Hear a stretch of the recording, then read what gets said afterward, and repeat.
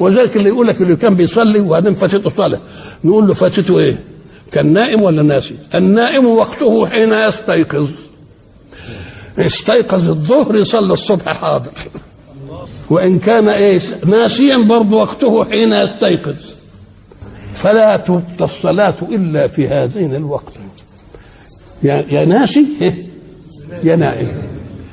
ادي الصلاه مش ما تقضاش، ده تبقى الصلاه حاضر، اما ما فاته كسلا او ما فاته ما يقضاش. ليه؟ لان كتب الصلاه كانت على المؤمنين كتابا موقوتا، لها وقت مخصوص. الظهر وقته من الصبح من طلوع الشمس الى الظهر، شوف قد ايه. طب ما هو قدامه كتاب موقوت، ايه ما كان يعملها في اي وقت. نقول له كتاب موقوت ليه؟ لان انت ما انتش عارف متى تموت. ان فضلت حي لحد تصليها قبل الظهر، انما هل تضمن ان تكون حيا؟ تبقى تأسف. السلام عليكم ورحمة الله وبركاته. اللهم صل وسلم وبارك على نبينا محمد صلى الله عليه وسلم. وما توفيقي الا بالله، عليه توكلت وإليه أنيب. معاكم واختكم من قناة هابي تورته. ازيكم يا بنات؟ عاملين ايه؟ وحشتوني من اخر فيديو عملناه مع بعض. لو متابع جديد يا ريت تشرفيني وتنوريني في قناتي عشان يوصل ليكي كل جديد بإذن الله، والقناة تكبر بيكي بإذن الله. النهارده كده حبيت ان انا اليوم بتاعنا يكون بسيط كده وجميل وحلو، وما يبقاش مكلف عامه، وافكاره جميله ان شاء الله وهتعجبكم باذن الله. ان شاء الله يعني انا حبيت ان انا اعيشكم اجواء اليوم البسيط بافكارها بسيطه وجميله والله، لان بيبقى فعلا محتاجين ان احنا نذكر بعضينا او بنفيد بعضينا في امور بسيطه جدا. بتبقى الفكره ممكن تكون في دماغك عامه، وبتقولي مثلا هعملها بكره وبتتكاسلي، هعملها بكره وبتتكاسلي، وفعلا بيعدي الايام وكده وبتنسي خالص الفكره وما بتعمليهاش. وبالفعل انا ببقى كده برضك، يعني ببقى انا عندي افكار كتير ان انا حابه ان انا اعملها مع العيال، وببدا اجي اتكاسل النهارده فاقول خلاص بكره هعملها، اجي بكره الاقي في حاجه مثلا بتشغلني فابدا اقول بعده الكلام ده كده يعني، وببدا ان انا انسى الفكره وخلاص، والموضوع بيتنسي وخلاص والحوار بينتهي. لكن ان شاء الله باذن الله حبيت ان انا افكركم او اقول لكم على افكار جديده، او عامه لو هي مش فكره جديده حبيت ان انا اذكركم بيها عامه. وهي فكره فطار بسيط جدا مش مكلفه، مش مكلفه من ناحيه الزيت. بيبقى طبعا انا الفيديو دوت يا بنات كان اخر الشهر ماشي، ولسه نازل لكم حالا يعني عامه.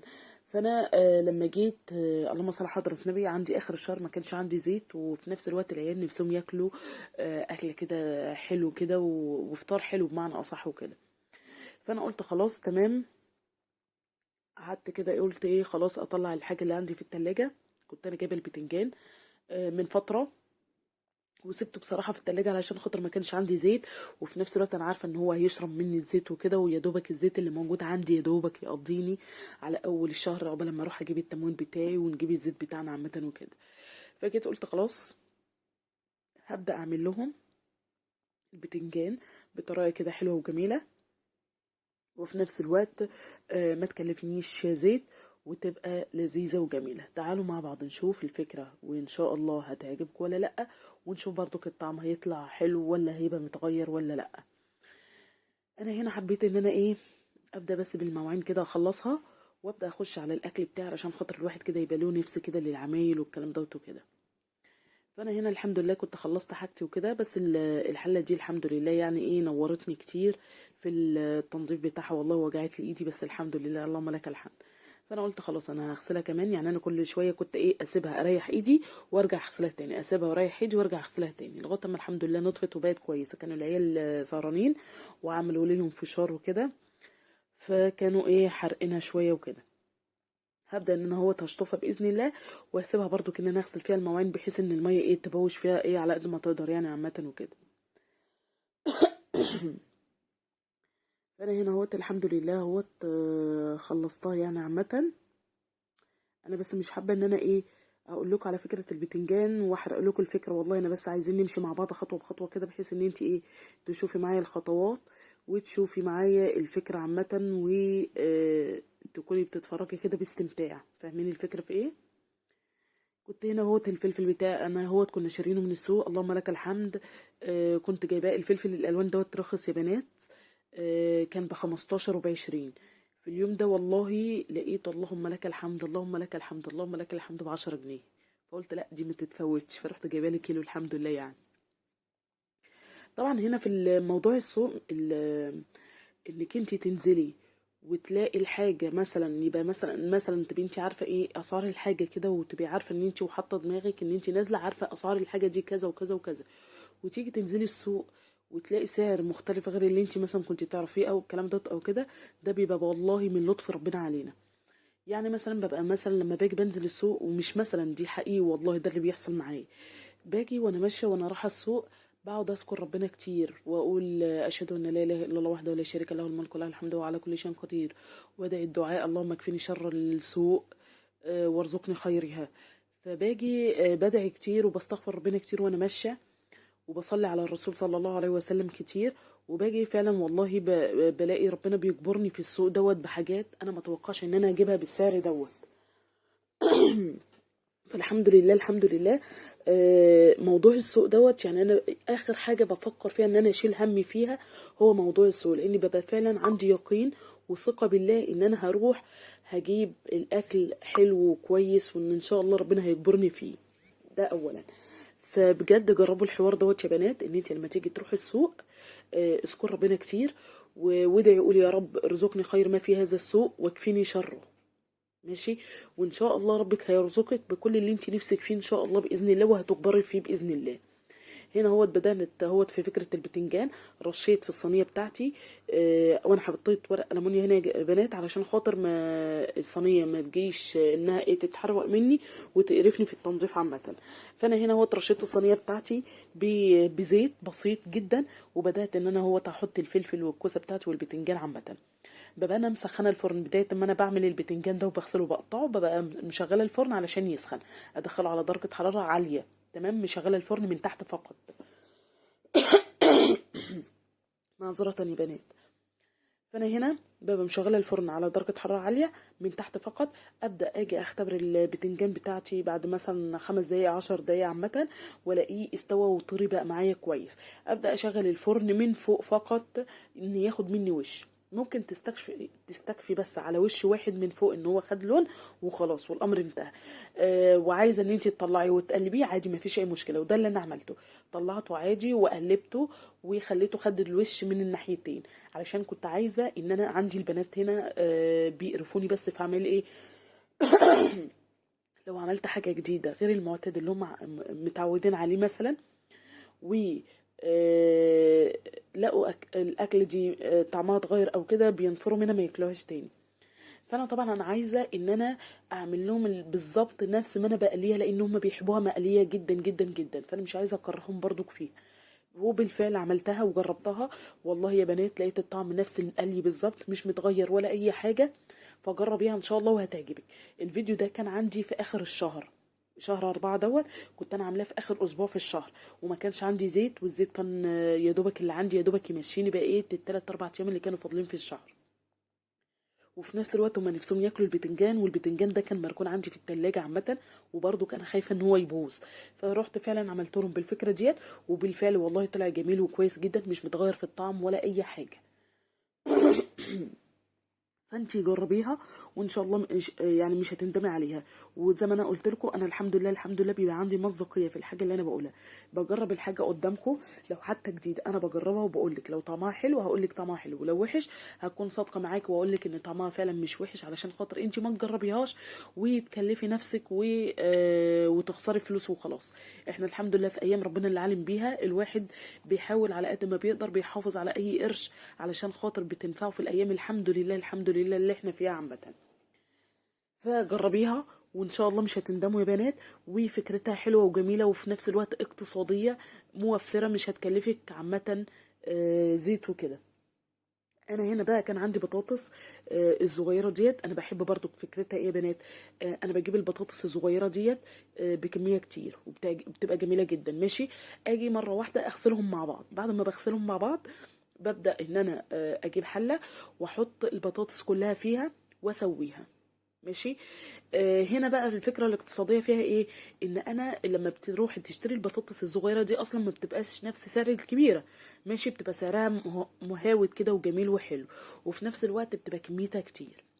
باجي انا هنا بقى البطاطس بعد ما بسلقها ما بسلقهاش السوا اللي هو الكامل اللي يبقى مهري معايا، لا، بسويها اللي هو نص ايه سوا، تمام، ومش نص سوا، لا، هي بعد نص سوا بتكه بسيطه، تمام، وابدا اطلعها، ماشي، واقشرها، وبعد ما بقشرها بخزنها في علب تلاجة، لو الكميه كبيره بخزنها في علب تلاجة على قد ما الفطار بتاعنا، على قد الفطار بتاعنا، وابدا اعينها في الفريزر، بحيث ان انا هطلع العلبه اهوت، انا قمت من النوم اهوت، هصلي الفجر مثلا، اروح مطلعه العلبه احطها مثلا على الرخامه بتاعتي، لغايه ما عيال تصحى ولا حاجه بتفك براحتها، ابدا ان انا ايه احمرها على طول، ما باجيش طبعا جنبها علشان خاطر ما اهريهاش والكلام دوت وكده، وابدا ان انا اليها، بتطلع جميله وكويسه جدا وحلوه، وباذن الله بتعجبك ان شاء الله، لان بتبقى برضك مش مكلفه معاكي ولا بتشرب معاكي زيت، ده اولا. ثانيا بقى باجي بنقضيها نظام ايه بقى؟ الفكره الثالثه بقى ان انا باجي طول الاسبوع، طبعا احنا بيبقى جوزي مثلا في الشغل ربنا يحفظه يا رب، فببدا انا والعيال بنقضيها سندوتشات، مش بنغمس، كنا الاول بنغمس والكلام دوت وكده لما كان الاكل بصراحه رخيص ومهاود وحلو والحمد لله يعني، لكن دلوقتي طبعا عشان خاطر ما اكلفش نفسي ولا اكلف جوزي ولا الكلام دوت ولا كده، وفي نفس الوقت احنا بنحاول نوفر وبنحاول نقتصد في الحاجه، فببدا ان انا اعمل سندوتشات. لما انت هتيجي تعملي سندوتشات كده انت مش بتكلفي نفسك، ليه؟ انت بتعملي الساندوتش بالحاجه اللي انتوا هتاكلوها مثلا والكلام دوت وكده، طبعا جبنا القريش والحمد لله يعني، فبتعملي الساندوتشات وبتبداي تاكلي، وبتبقى مشبعه وكويسه وجميله. هنا هوت بوريها لكم اهوت بعد ما هي الحمد لله خدت الوش بتاعهم، كانت جميله وطعمها لذيذ وما فيش فرق عنها في التحمير عامه، في المقليه قصدي. بعمل السندوتشات والكلام دوت وكده، وبنقضيها سندوتشات طول الاسبوع لغايه اما يجي مثلا يوم الاجازه بتاع جوزي، ببدا ان انا بقى ايه بنعمل بقى ايه الفطار بصراحه ملوكي وبتبقى كويسه اللهم لك الحمد، وبنغمز فيها كلنا عامه. بس فكره السندوتشات حلوه يا بنات، قضيها سندوتشات مش عيب، هتبقي انتي اللي بتعملي السندوتش دوت، وانتي اللي محدده الكميه اللي في قلب السندوتش دوت، وفي نفس الوقت البطاطس او الحاجه اللي انتي بتعمليها هتوفر معاكي لتاني يوم ولتالت يوم، مش هيبقى فيه مثلا لو مؤاخذه في اللفظ مثلا ايه، بيبقى عندنا كده عيال الله يهديهم جميعا، هم اطفال كده كده، هم اطفال وبيتعلموا، بس بيبقى العيل مثلا ايه اوقات كده بيجي بيلهط في الاكل والكلام دوت وكده، فبتيجي توجهيه وتقولي له لا كده عيب ما اعرفش ايه، اوقات يسمع الكلام واوقات ما بيسمعش، وده الطبيعي بتاعهم ان هم ما بيسمعوش الكلام لان دولت اطفال، فاهمين الفكره في ايه؟ فلما بتيجي بتعملي سندوتشات فانتي هنا بتوفري، وفي نفس الوقت بتاكليهم وبتحددي اكلتهم، ان انت مالكش مثلا غير السندوتش ده من الوقت كذا للوقت كذا، هعمل لك سندوتش تاني من الوقت كذا للوقت كذا، فاهمين الفكره في ايه؟ هو بس كده. هنا بقى حبيت ان انا اعمل ايه، حبيت ان انا اعمل لهم كيكه برضو موفره وكويسه. طبعا انا حبيت اقول لكم البنات اللي هي بتعمل الكيكه وبتهبط منها وما بتنجحش معاها خالص، السر اللي انا هقول لك عليه دوت اللي هو البيكربونات اللي انا وريتهولك دلوقتي، ده سر الكيكه الناجحه، حطيها وانت مغمضه هتلاقيها الكيكه ما بتهبطش معاكي وناجحه جدا، بس طبعا ما تكتريش منها علشان ما تاذيكيش. هنا عندي بيضتين، ماشي، ما زودتش يا بنات، ماشي، عندي بيضتين فقط، تمام، وعندي نص ازازه زيت، وعندي العصير اللي هو البودر دوت، ماشي، ده كله كان موجود والله عندي من حاجات رمضان يعني عامه، يعني انا ما جبتش اي حاجه من بره الا هو بس البيض ده اللي بس اللي كلفني، وكان عندي الدقيق الذره، وكان عندي الدقيق، وكان عندي البيكربونات، وكان عندي البتاع دوت اللي هو بودر البرتقال دوت، لاني كنت بعمل بيها ساعتها البسكوت البرتقال، وعندي ايه الزيت بتاعي عامه. وهنا عندي اهوت بقى، بصوا يا بنات، دايما لما باجي بعمل الكيكه اللي هو البسيمه ديت او البسيسه او الكلام دوت او كده، او بيسموها الهريسه حسب ما بتسموها يعني عامه، باجي لما اجي بعملها بجيب كوبايتين من الدقيق الذره عليها كوبايتين من الدقيق، بس هنا المره دي انا حبيت ان انا اقتصد، وفي نفس الوقت عايزه الكيكه دي تقعد معايا 3-4 ايام، انا كل ما باجي بعمل كيكه والله حرفيا ممكن تبات لتاني يوم بالعافيه، حرفيا بتبات لتاني يوم بالعافيه. لكن انا المره دي حبيت ان انا اقتصد وفي نفس الوقت تكون مشبعه.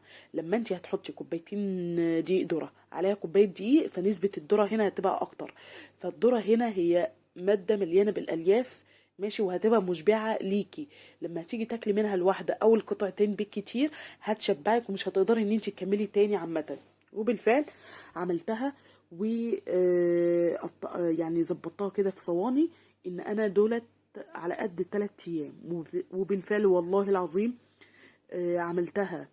اولا المقدار دوت يعمل مثلا في صينيه مثلا 26، تطلع معاكي منتفخه ومرتفعه وجميله وكويسه. انا ما حبيتش ان انا اعملها في صينيه صغيره، عملتها في صينيه كبيره علشان خاطر ان انا عايزه الارتفاع بتاعها يكون وسط، علشان لما باجي بعمل الكيكه وبيبقى ارتفاعها عالي جدا والعيال عندي بييجوا ياكلوا بتفرول في الارض وبتترمي نصها اكتريتها في الارض. فانا مش حابه كده، لا انا حباها ان هي تبقى عاليه بس ارتفاعها في الوسط، ان هم لما يجوا ياكلوها ما تقعش منهم وما نهدرش منها. وبالفعل جبت اكبر صينيه عندي، ماشي، وعملتها غلفتها بالزيت وبالدقيق بتاعي، وبدات انزل عليها بالكيكه. وانتوا نفسكم هتلاحظوا الكيكه وهي نازله رقيقه جدا في الصينيه. تمام، ركزوا في المنظر اهوت وهي نازله هي انها منظرها رقيقه جدا. شوفوها بقى لما تطلع من الفرن هتبقى منظرها عامل ايه. طبعا انا هنا في بدايه ما انا باجي بقى اشغل اما باجي بعمل الكيكه، طبعا بشغل الفرن مسبقا علشان خاطر يكون سخن جدا عندي، يكون ساخن عندي جدا. فعلا شغلته على 200 وحطيت الكيكه بتاعتي على درجه 200. بصوا بقى ركزوا في الكلمه دي، حطيت الكيكه عندي على درجه 200. بعد 5 دقايق بالظبط بوطيها على 180. تمام. هنا الكيكه عندي كانت رقيقه جدا، فمش هتقعد معايا ساعه الا ربع، لا هي هتقعد بالظبط 20 دقيقه، مش لان هي كانت رقيقه. بصوا بقى هي بسم الله ما شاء الله ارتفعت اهوت. هقطعها تقطيع متوسط علشان خاطر انا عايزه كميه كبيره من الكيكه، لان انا عامله كيكه اقتصاديه وعايزاها برضو تقعد معايا وقت طويل. فهنا هو قطعتها كذا تقطيعه حلوه الحمد لله، وهنقسمها اللهم لك الحمد على 3 ايام. هنا بقى عملت جنبها ايه؟ كانت انا بصراحه نفسي اعمل جنبها كوبايه شاي. وبالفعل فاكرين يا بنات الشاي بتاع زمان اللي كان مغلي؟ بس انا ما بغليهوش كتير، انا مجرد والله ان انا اشغل على البراد. تمام. ابدا الاقيه خلاص هيغلي، ابدا انزل عليه بمعلقتين الشاي بتاعي، يقلب قلبه بقفل عليه. عشان بس الناس اللي هتخش تقول لي مثلا غلط او الكلام ده او كده، فانا والله عارفه، بس عارفين بيبقى لها طعم تاني ومذاق تاني بصراحه. والله لما باجي اعمل الشاي بالطريقه دي وافتكر ايام زمان لما كنا بنعملها زمان بالطريقه دي، بصراحه بعيش اجواء فيها حلوه. فاهمين الفكره في ايه؟ هنا بقى كنت بدات ان انا تقاسم الكيكه بتاعتي علشان خاطر انا ناويه اخبيها حرفيا عشان خاطر باذن الله ما تخلصش في نفس اليوم او تاني يوم او كده، لا انا عايزه اقتصد. وبالفعل فعلا عملتها ووزعت الصواني دي خبيتها كل صينيه في كل حته، بحيث ان هم لو لقوا صينيه لا الصينيه التانية. بس بصراحه انا عندي البنات ما شاء الله اللهم بارك.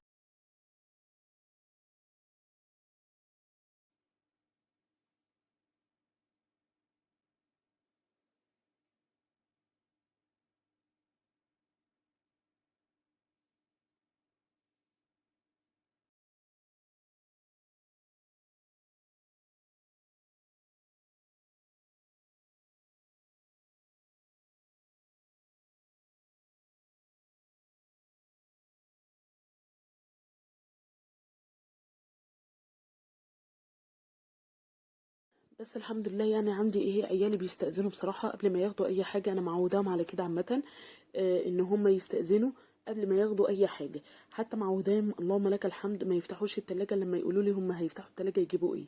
ده عامة انا معوداهم عليه، ودي حاجة كويسة لعلمكم يا بنات ان انتوا تعودوا عيالكم على كده، علشان خاطر يكون في نظام ويكون في سيطرة شوية في البيت، ما يكونش اي حاجة كده بتبقى محطوطة تتاكل او اي حاجة متعانة مثلا اي حد يجي لمتها. لا انا معوداهم الحمد لله اللهم لك الحمد على النظام، وان هم يستأذنوا قبل ما ياخدوا الحاجة. منظر الكيكة والله انا بمنتجه، يعني بعد ما الكيكة خلصت عدى عليها اسبوع، والله منظرها فعلا بيشهي ونفسي اعملها تاني. انا هنا هوت بقى ايه، بدات ان هوت ان انا اعمل الشاي. دي الذره دوت يا جماعه، لما تيجوا تجيبوه جيبوه من مكان موثوق منه، يكون فعلا دي ذره. انا هنا عندي دي الذره، لما جيت في بدايه جوازي كنت بستغربه ان هو غير اللي انا معتاد عليه، اللي انا كنت بشوفه عندي في البلد. فاهمين الفكره في ايه؟ فكنت بستغرب، فما كنتش بحب اجيبه، وما زال لغايه وقتنا هذا انا عمري ما جبت دي الذره من هنا من عندي. انا كنت دايما لما باجي انزل البلد ودي الذره عندي بيخلص بشتريه من هناك. بيبقى دي ذره كده تحس ان فعلا والله هو فعلا ذره قدامك. فاهمين الفكره في ايه؟ مش منضاف عليها حاجه ولا متخفف ولا الكلام ده او كده، لا. فلما تيجي تجيبوه هاتوه من مكان موثوق يكون كويس يعني عامه وكده. انا خلص تكونوا الحمد انتوا لله، ضامنينه. اللهم لك الحمد. والسلام عليكم ورحمة الله وبركاته. ما تنسونيش باللايك والشير يا بنات. مع السلامه.